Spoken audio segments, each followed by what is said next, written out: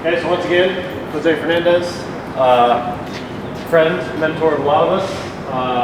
We're going to discuss oak wilt. And again, he's put a lot of work into making the oak wilt certification for the Ohio chapter. So he knows what he's talking about. So thanks for being here, Jose. Yeah, thanks for having me. This is really great.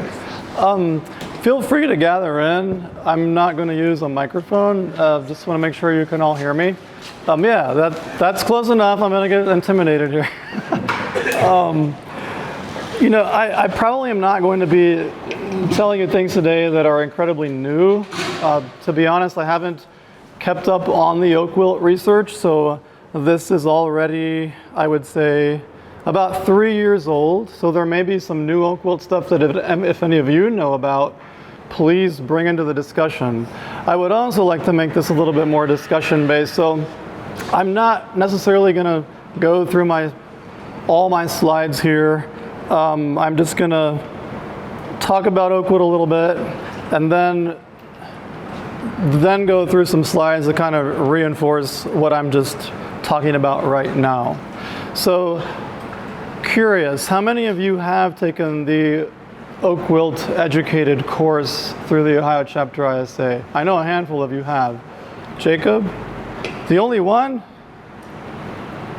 How many of you have registered for it?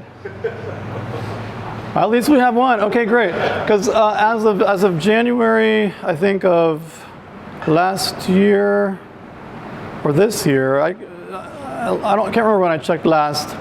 There were like 60 people that had registered for it, and I think 38 had successfully gone through it. It's not easy. Like, it's a 4.5-hour course listening to me talk, which is not an easy thing to do. Thank you, Jacob. For our benefit, what's the official title of it, Jose? Oh yeah, so it is if you go to the Ohio chapter ISA website, see the tab up here that says oak wilt. So like up here, and you click on that, and it gives you the pricing right there. I don't get any of that money, just so you know. I'm not making money off of this. The cost is really just to maintain and monitor the course. And you register, you get emailed a link. There are like 5 different modules that you go through at your own pace. And every time you complete one module, you get sent a quiz link. Once you complete the quiz, you get sent the link to the next module, and so on until you finish. And at the end, you end up with this cool little certificate that says, you are oak wilt educated. So it's not really a certification, it's really just some sort of a qualification. The advantage is you end up on the website listed as an arborist who is oak wilt educated. So if someone is specifically looking for that, they can search and find an arborist in their area who has that that education. How many credits? Do they get credits? They do. There's 4.5 CEUs that apply to your arborist certification. Yeah. There is a lot of information there. What we're going to go through today isn't even going to come close to the full story behind oak wilt. I'm just going to give you the basics. Oak wilt it's what I call a nuanced disease. Verticillium wilt is verticillium wilt. Once you know what it looks like, you can pretty much spot it a mile away. Oak wilt, not so much. There are a lot of lookalikes,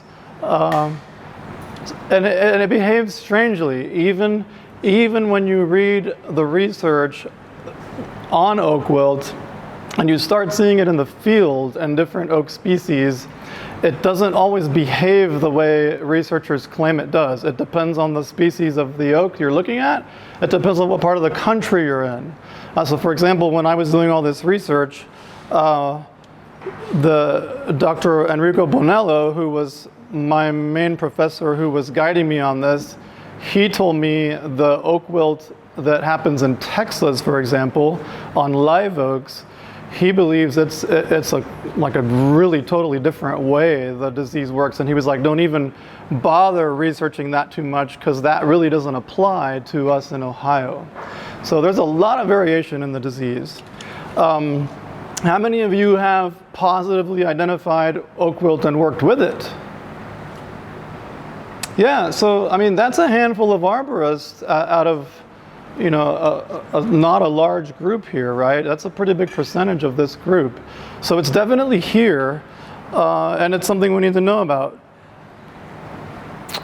All right. So very quickly, this is the spiel that I give clients every time I talk to them. And incidentally, how do I know to talk to a client about oak wilt?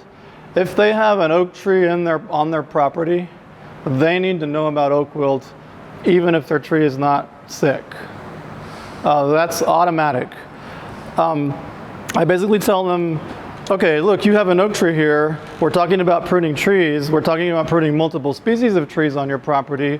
All that's fine and good, but really for your oak, we need to treat this one a little differently. We're going to be pruning it while it's dormant, ideally. And they'll say, well, why is that? Why is that not true for all trees?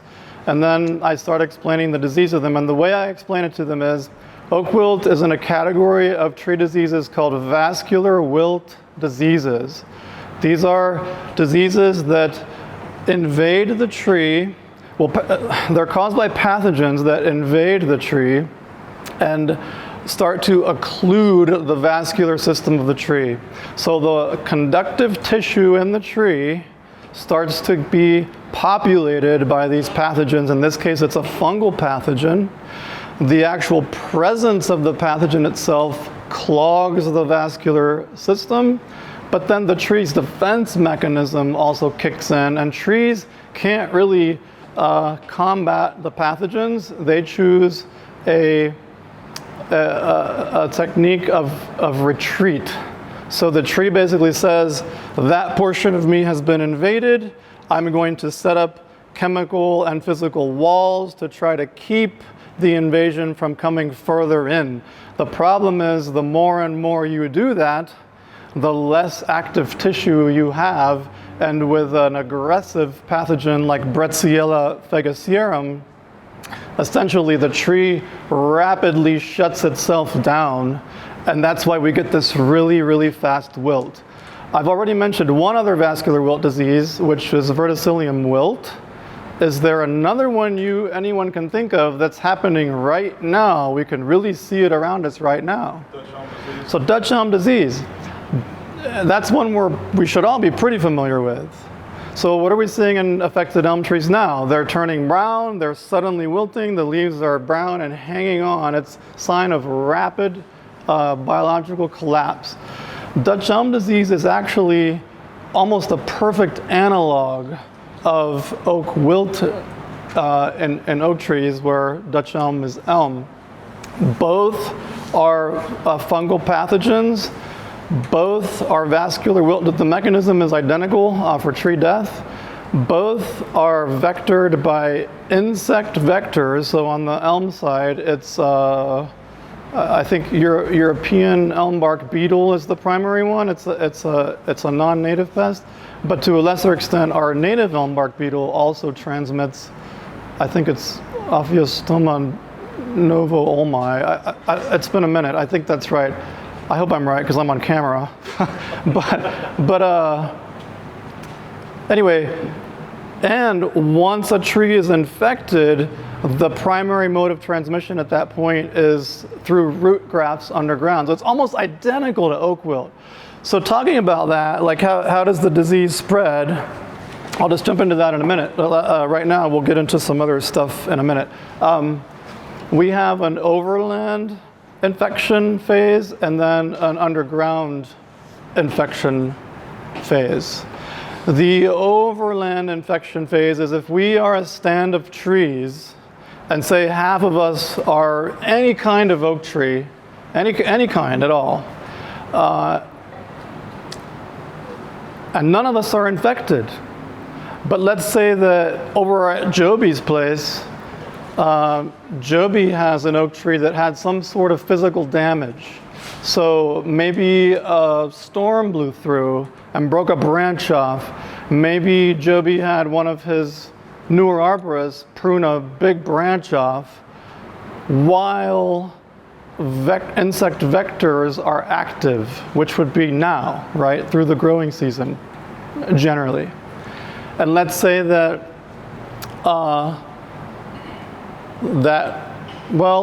let's change that up. That was an infected tree.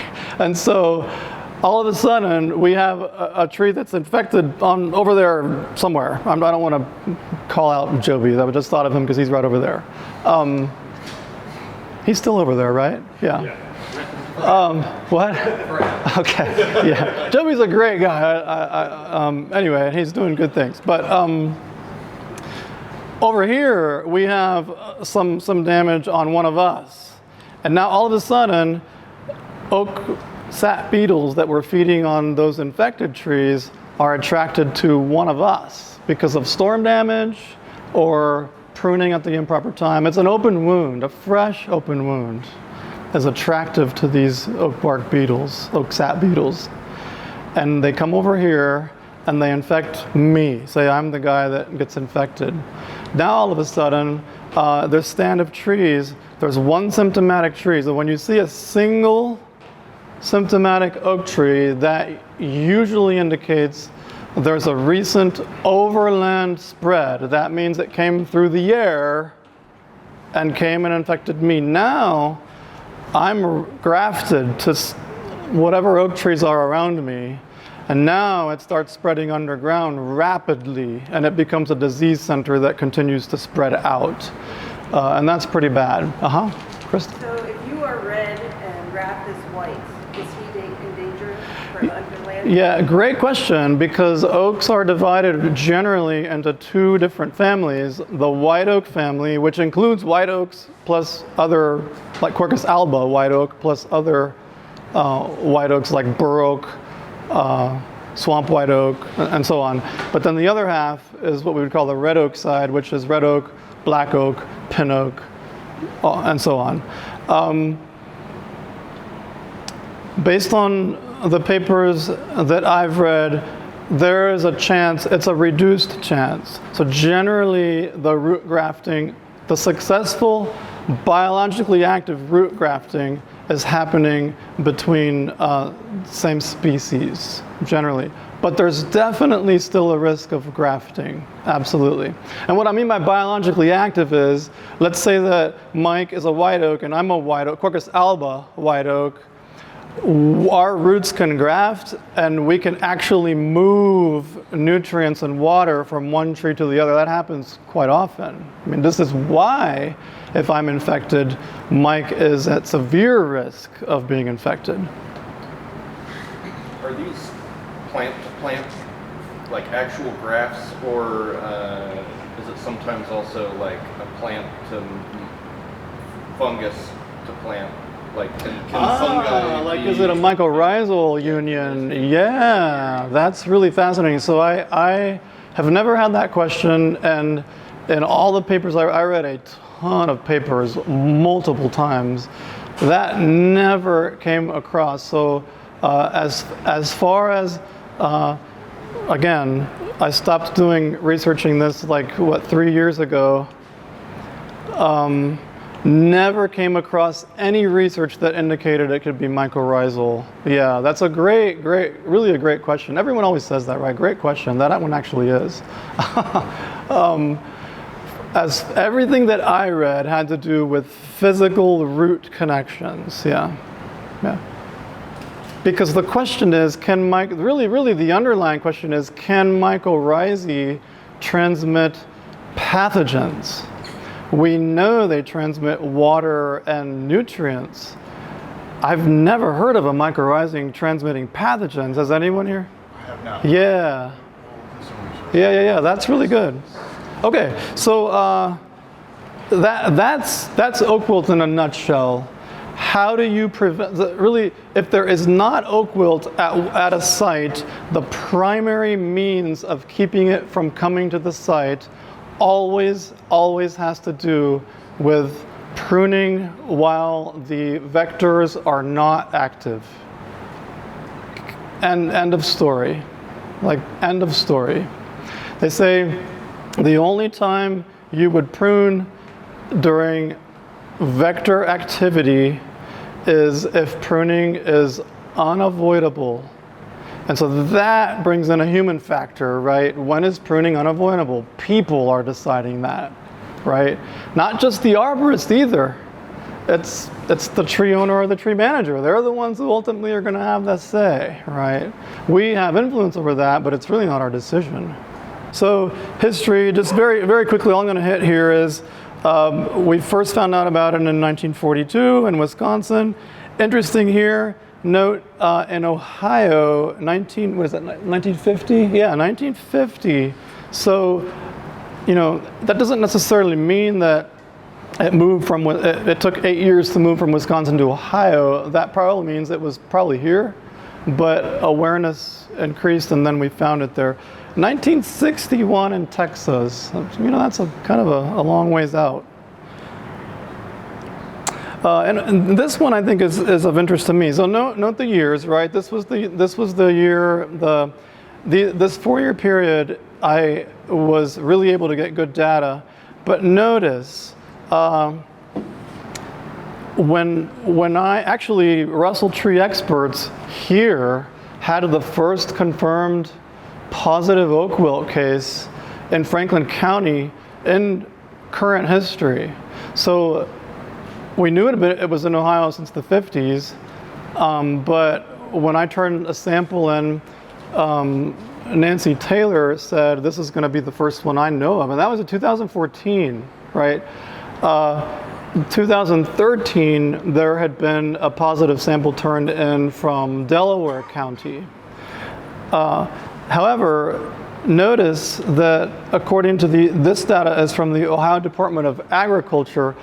This was from their records. This was not from the OSU lab, which arborists really use. That's what we tend to go by. We can't turn in samples to the ODA lab. These samples are coming from Ohio foresters. Specifically, they won't let me turn samples in to this lab. I wish they would, because it's much closer than Worcester.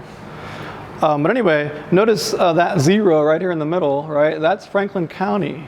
So as far as the ODA went, even as late as 2021, no cases reported. But this is my map over here that shows the progression of known cases in our general area, and it was mostly kind of like this area here, a little bit north of here. We had a couple in Clintonville area. The big surprise was this one out west. This was just almost on the west edge of Franklin County in rural Hilliard. It was a huge surprise. Like, I know that arborists on that side of our working area seem to be really laissez-faire about oak wilt. It's like, oh, that's something that's over there in that part of Columbus, right? Meaning like northwest. And here this one popped up out of nowhere in a stand of white oak. And the way the disease was progressing there was completely different from what the literature says about oak wilt. So all that to say, it's interesting to see how it moves. And the most recent one I had was in Marion County. And it was one of these residential old farmhouses. You drive by them where it's like a big field, right? A big, big cultivated field. And then it's the old farmhouse with all the old trees around it, kind of all by itself in the middle of this big field. And they called me because an oak had died. I looked at the tree, interviewed the client, determined it wasn't oak wilt. As we're walking around looking at other trees, I said, ooh, that swamp white oak, that one looks suspicious to me. We'd better sample it. And sure enough, it had oak wilt. Where did it come from? Who knows, but it definitely an overland spread. It was brought there by an infected beetle, beyond a doubt. So the symptoms, think about Dutch elm disease, and you're gonna get, that's gonna be the most general, easiest way to think about it. So you see oak trees that are wilting just like an elm tree that's wilting from Dutch elm disease, and you're probably looking at oak wilt. Let's just leave it at that. If you take the course, there are a bunch of lookalikes. I have a whole section where I just go through all the different lookalikes and tell you how to figure out if it's oak wilt or not. You really should confirm with a lab sample anyway. So this one on the right is the classic photo by Calvin Norman showing like the progression of the wilting pattern on red oak. But I put a photo of my own. This is a black oak from Toledo. And that looks what I would call, instead of wilt, like this to me is wilt. This is what I would call scorch, right? But that's what this tree was looking like, and it was oak wilt. So there is variability in the symptoms.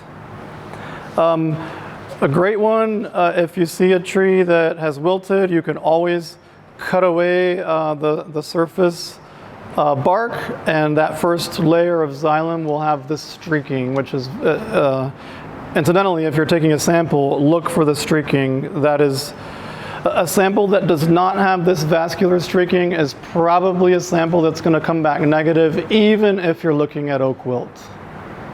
So if you're sampling the tree, keep going until you find streaking.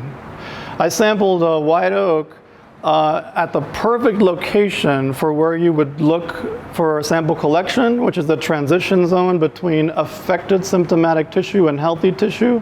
You want to collect a sample that contains that transition zone. And I could not find any streaking. Half the tree had wilted, the other half was perfectly healthy. So I thought, well, what am I going to do? I cut several branches off. I went ahead and climbed the totally healthy side of the tree, cut off a 3-inch branch off a completely unaffected portion of the tree, and found my vascular streaking there. And that's what I sampled, and that's what was positive. So I think all that information is helpful, right? You can read and read and read about it. It's when you start actually working with it is when you really start to figure it out. And then it's almost like a sixth sense. You can sort of almost look at a tree and be like, no, that's not quite oak wilt. I don't think it is. Okay, we talked about this. Here's just a graphic showing what I talked about with, how the disease comes and then how it spreads from tree to tree. This is what it looks like in a petri dish. This is a diagnostic feature of Bretziella fagocearum. It's the only fungal pathogen that will push out, it will cause this bleeding, and that will actually push out part of the bark. It'll create pressure under the bark. We call it a pressure pad, and push that out and crack open, and then that's where it starts to sporulate, and that's attractive to the beetles. It smells kind of a sweetish fermented smell, and it will attract beetles to it. They pick up the spores and move on. Now, I see this on oak for many reasons. How many of you have seen this on oak trees? Yeah, there's lots of other reasons why oak trees do this, so this doesn't mean it's oak wilt. If there is oak wilt, you should look for these. This is what the beetles look like. Oh, fun fact, they emit aggregation hormones. What other beetle emits aggregation hormones? Aggregation hormones are pheromones that where one beetle comes, it attracts many other beetles. Anyone? Not TJ? Japanese beetle? Yeah, that's why they say don't put Japanese beetle traps out because you'll call more, right? Yeah. So these do the same thing. So very quickly, I think we all know about the disease triangle. No need to go over that, but something to note. So, in short, very quickly, to have disease, all three of these points must overlap. If any of these is missing, you'll get no disease, right? That's what this no disease zone is. So you have to have a host. You have to have the pathogen that is pathogenic to that host, right? So Bretziella fagocearum, does it infect elm trees? No, absolutely not. All trees in the ulmus family are not host to Bretziella fagocearum, right? So if you have an elm and you have Bretziella, you're not going to have disease. But you also need a favorable environment. So What I want to get to with the favorable environment is active vector insects plus fresh wounds, right? So if you have active vector insects, no wounds, you're probably not going to get disease because there isn't an infection court available. Drill that into your heads. That's really, really important. So we always try to find the places, these red bars are where we can intervene to stop the cycle of disease. And really, overland spread is the one I think as arborists really need to focus on. And it's always going to come down, timing of pruning activities has to be when the active vectors are not there. And then if you're cutting down a tree, honestly, the best way to do, honestly, is to delay removal of that tree until when you'd be pruning oak trees anyway, okay? Please. So the pruning pain, how effective is that? So it is effective, but it's a stopgap. Like, it's not something you rely on to do because that just adds another element of error. I have personally witnessed arborists pruning an entire oak tree, mature oak tree, and when they were finished, they called down to the ground guy, and by the way, that was no one here, just so you know, but, and I only say that because I used to work here, so I just didn't want to say that I saw that here, but somewhere totally different.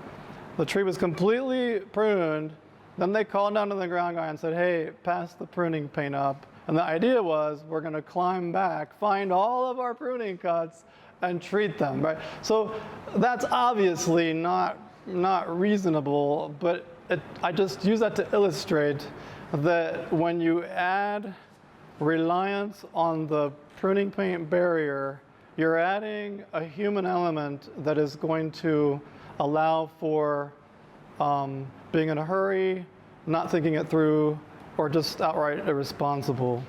So there is a time for that. The key word is unavoidable. Unavoidable, and you have to decide, am I okay with accepting that I'm going to agree that this is an unavoidable instance, okay? You have to decide that. Is it safe to assume that storm damage would play a similar role as pruning? So like, let's just say unavoidable damage, like big thunderstorm comes in, breaks a couple of limbs, so then like with a good stopgap to be to just paint those up until it's time to prune? Yes, so storm damage is one of the primary reasons for overland spread of oak wilt in the natural scenario. Storm wilt is the primary reason. People who monitor their forests, for example, where I took that photo of the black oak with the scorched leaves, they have documented following like early summer storms, they'll see infected trees that were storm damaged. So I had a client recently who called me like 2 weeks ago, and he said, yeah, you know that oak tree that you came and looked at back in April? He said, the branch you saw that was broken fell all the way out, so I want you to come and spray the wound, right? So I told him, well, I said, when did this happen? He said, oh, it fell out about a week ago. And I said, well, I have good news and bad news for you. The good news is you don't have to pay me to come spray your wound. Because the bad news is, if your tree's infected, it already is. Fresh wounds, fresh means 72 hours. So after 3 days, this has been researched, after 3 days, the wound is no longer attractive to the oak sap beetles, okay? So it has to be, honestly, to your question with the pruning paint, treatment has to be within 5 minutes of the cut, which really is immediate. Like that means you're cutting it and you're just spraying it. The researchers have found that within 10 minutes, oak sap beetles will arrive to the fresh wound that quickly, right? So I've seen people say that when you have to paint a single pruning cut, at least the bigger ones, prunings? Is that the case? Yeah, so this is great question. Did everyone hear that? So the question was, he has heard that you only use the pruning paint on bigger wounds, not on smaller wounds. See, this question, thank you for the question. I'm going to answer it in a minute. But what that illustrates to me is the problem with relying on pruning paint. Remember I said you're introducing the human element. You're introducing decision factors that all of a sudden influence the disease cycle. I would rather just avoid that altogether, because now you have a question saying, oh, well, the real question is, are small pruning wounds attractive to vectors, beetle vectors, or not? Isn't that the real question? That's the fundamental underlying question. Is there a wound size that begins to be attractive to vectors, and below that size it is not? Well, the answer is, I have not come across any research on that. That's something that really should be researched. We don't know the answer to that. Presumably, if you increase the amount of sap, that probably increases the risk of vectors arriving. But how do you know what that is? You're basically going to make it up. You're going to invent an answer that you are comfortable with. Is that not true? Is that not true? I'm challenging you. It's the truth. Think about it. Because you don't know that. So what you heard, unless there's research out there that I have missed, which could absolutely be a possibility, to the camera, right? Unless there's research out there that I have missed, which could be a possibility, I don't think there's an answer to that. At one point, years ago, when we first started talking about Oakwood, I remember reading 2 inches. If you were making a cut larger than 2 inches, they recommended spray. That's outdated, but I think that's how that's gotten out there. Yeah, could be. Yeah. Could be. There are a lot of things out there about oak wilt. I'm just amazed. There are arborists in our work area, colleagues of ours, not here, not in this room, colleagues of ours who are very respected in their field, who were pruning oak trees like a month ago. In the worst possible time, right? And that creates a lot of conflict between arborists, especially if you're an arborist that's being told to do that and you know better. I have seen that cause serious conflict in a company culture that is very disappointing and frankly harmful. Not to mention the mixed message that now our public is getting. Because Russell tree experts, I'll tell you right now, even since I've gone out on my own, I regularly hear Russell tree experts spoken of in very favorable, respected terms, and that's true for a reason, right? It's because you have a reputation of doing good work, and that has taken a lot of effort and time to reach that point and then maintain it. Let's just pretend that Russell tree experts, this is totally an example, but let's pretend that Mike McKee, as a representative of Russell tree experts, goes to a client and says, oh, it's okay to prune that oak tree now. Now the client is like, well, who do I believe? Because Russell has this great reputation, but so do researchers, and so do other arborist companies, and now there's this mixed message, who do I believe? It just sets up a weird dynamic that's hurtful to everyone. Does that make sense? You're all going to say yes, because we always say yes when someone says, does that make sense? But if it doesn't, please say no, you're crazy, right? I mean, I'm not a oak wilt dictator. I don't control it. Okay. Can I give you one scenario that I'm actually dealing with right now in Bexley? Yeah.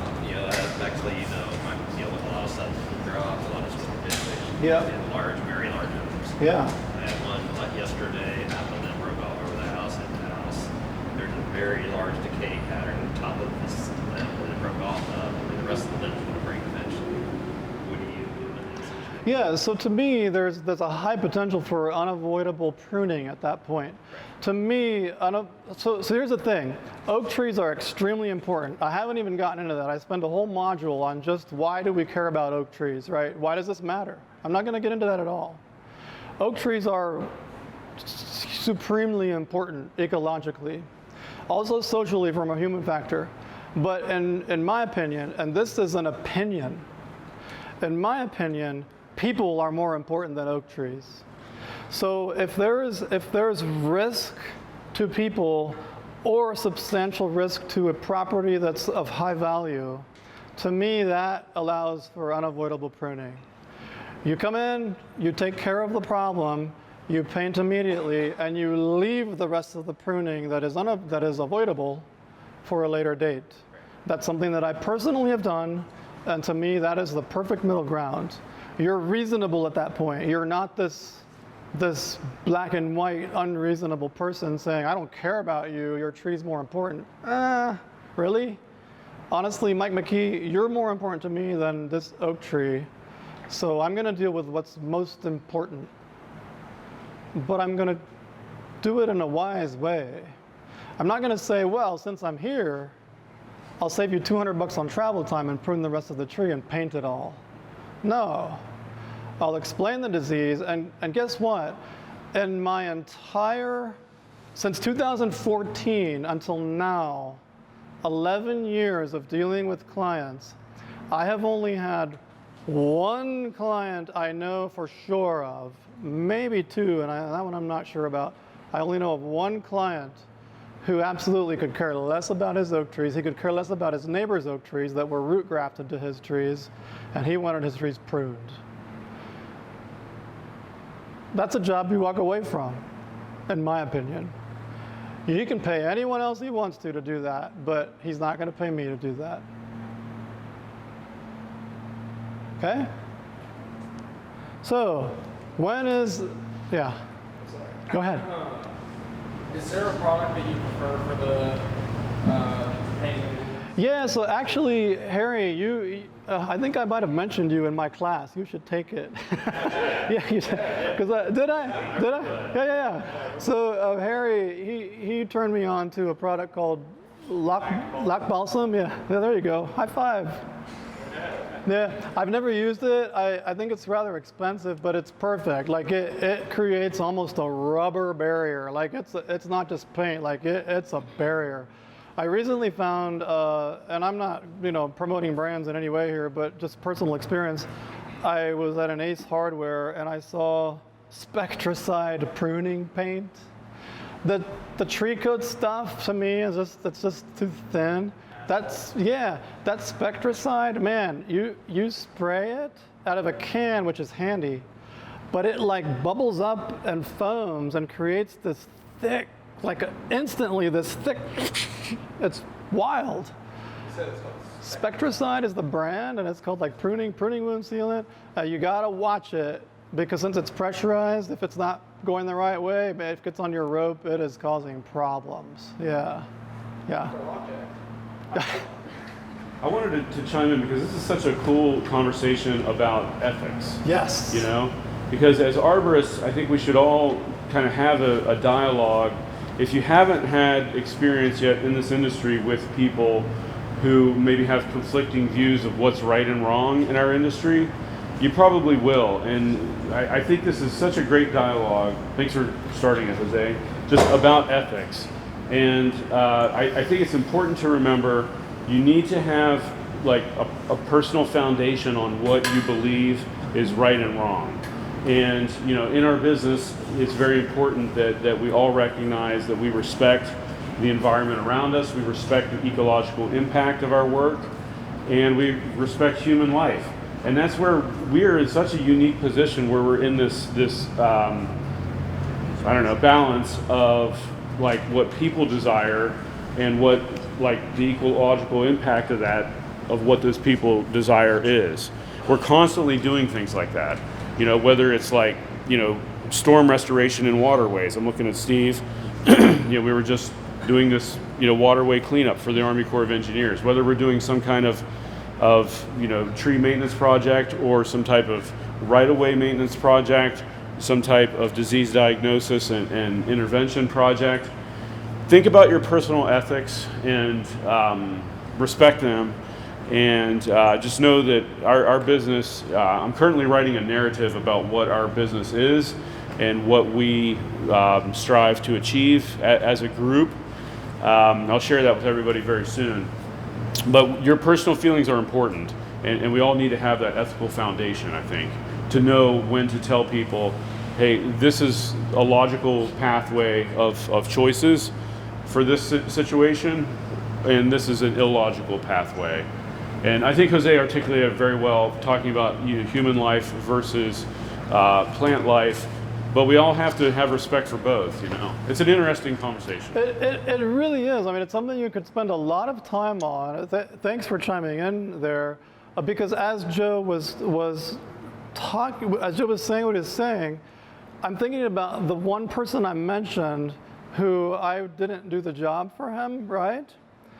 But neither did I demean him, right?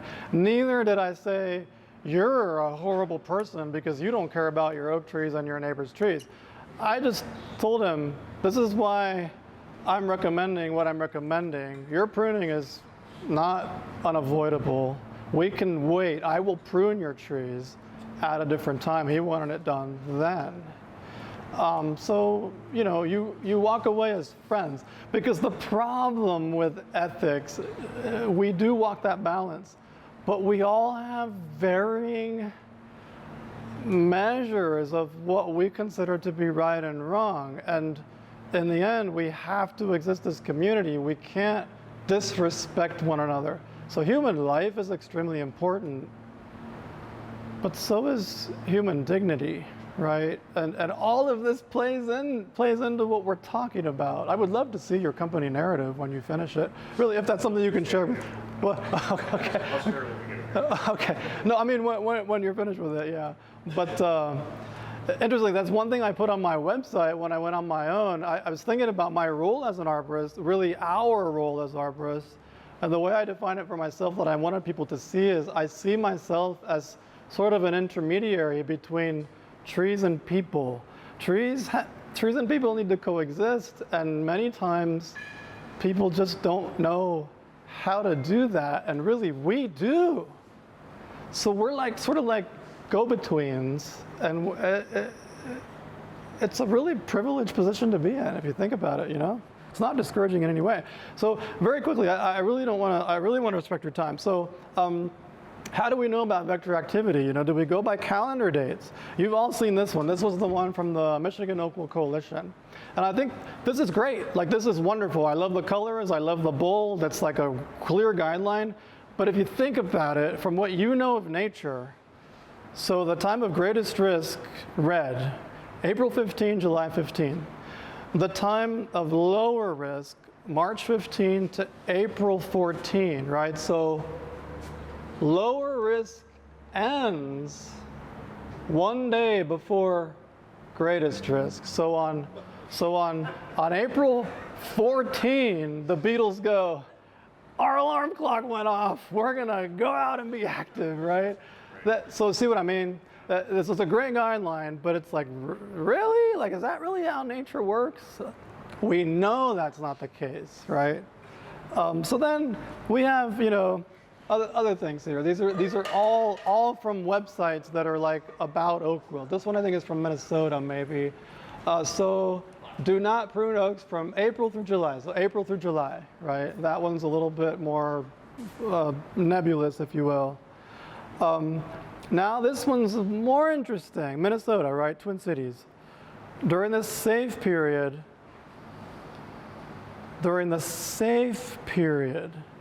so risk level is safe in general for Minnesota. Risk level is safe from November through March. This one's a little bit better. But then look what I underlined.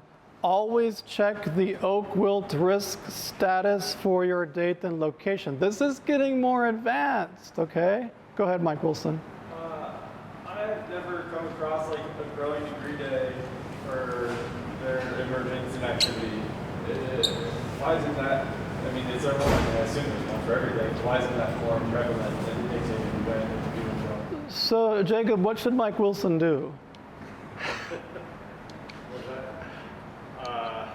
Is it all the growing degree day calendar? So, well, it's kind of, sorry, I didn't mean to put you on the spot. take my class. Okay. So here we go. How about growing degree days? I listened to a podcast on the way here that just blew my mind. We have growing degree days. We all should know pretty much, like, at least we've heard that term here at least, and I know many of you know in detail what that is. Do you know what a cow day is? And when you're raising cattle, when you're raising, no. You do? Get out of here. What is a cow day? It's like a day when it's a day for the uniform, and it's for when you bring them out, like push them out towards the heat and stuff, and just like push them towards like outwards. Out of the form, It's like into a new pasturing area. What's your name? Ricky. So you're like really, really close. And I don't know a thing about cow days other than what I heard this morning, but it's more fresh probably in my mind than in yours. It has to. So Ricky said it's to know when you're pushing cattle into a new area for feeding. That's true. Specifically, a cow day is the amount of food that a cow can ingest in a day. So you use it to guide when a pasture is ready to have a cow put into it, or a certain number of cows, right? So if the average in your area is 80 cow days per acre, that means that 80 cattle can feed on that acre for one day, or one cow can feed on that acre for 80 days, right? It's a cow day. I love that. Growing degree days, right? Growing degree days. Great question, because we can predict insect activity based on accumulated heat starting in January 1st of every year. This is what Mike Wilson is asking about, because we can do this with many other insects, and this is something researchers have to watch different insects and start measuring. So these people did this, Jennifer Jeswick and others here. And yeah, so basically limited information on activity periods. Some other, let's see, this is the abstract. They started studying this and they found that, look, all sites with oak wilt centers yielded beetles with viable fungal propagules. So 1 to 50% of these, anywhere from 1 to half of these beetles, so up to half of the beetles were infectious. That's what that means, basically. Okay, so anyway, they measured the activity and they linked it to growing degree days. And so this is what you need, Mike. Anyone talking to people about oak wilt, or really anyone managing crews for pruning oak wilt, that's the most important, should use this link. It will take you to this map right here, the emergence thermal model. And now note, this says it's really for Wisconsin, Minnesota, and Iowa, but it is good for at least this portion of Ohio. When you go to that, it will automatically take your location. You can also enter an address, and it will tell you for your region where you are. So I ran this last year, and let's see, January 1. No, to February, what's this here? Yeah, February 27, here's my date. And it just spit this out. That's what it told me in green. So I ran it again on March 8th, still green. Because in my mind, I always kind of use March 15th as the cutoff, and I was like, is this true? So March 10th, 2 days later, I'm still green. And then March 13th, I'm red. Normally, I would have still been like, I can get 2 more days of pruning in, right? But here I'm like, no, probably shouldn't. So I correlated that. So the growing degree measurement for the 2 major vectors It's a totally, it's calculated differently from the one we're familiar with, which is this one that just came up, right? This one I believe is based on a 50-degree Fahrenheit base. The oak beetle one is a 41 degrees. So these are not compatible, but what I did was I took that March 13th and checked for March 13 on our calendar, what does that coincide with plant activity, the phenological indicator. And this is where I ended up, right there in the middle, right, for March 13th. There I've got the full bloom for cornelian cherry dogwood and forsythia on either side, right? What about other years? And we're wrapping up. What about other years? So this one was the year prior, and when I ran my days, March 23 was the cutoff. So for 2023, we could have pruned later. See? But then when I plugged that into the OSU calendar, look where I ended up. The year was different, but it ends up in the same phenological indicator for that year. So that helped me a lot. That means for Ohio, as I'm driving around, when I see cornelian cherry dogwood and full bloom, and that's something that once you've learned to look for it, you see it, don't you? Like because you're looking for it. You're like ready. Like come mid-February, you're like, when is the cornelian cherry dogwood going to be blooming? And when you see it in full bloom, that should be an indicator. Boy, I need to stop pruning oaks. Okay? Now, whether you do that or not is up to you, but I'm telling you how you can do it. All right? Okay. So then underground spread, there's a whole way to do that. I'm not going to get into that. That's kind of beyond really what we're talking about here. So I think the ultimate thing that we need to realize is oak wilt has been with us a long time. It tends to rise, it tends to drop. It seems like we're in a period of rising activity now, which causes concern.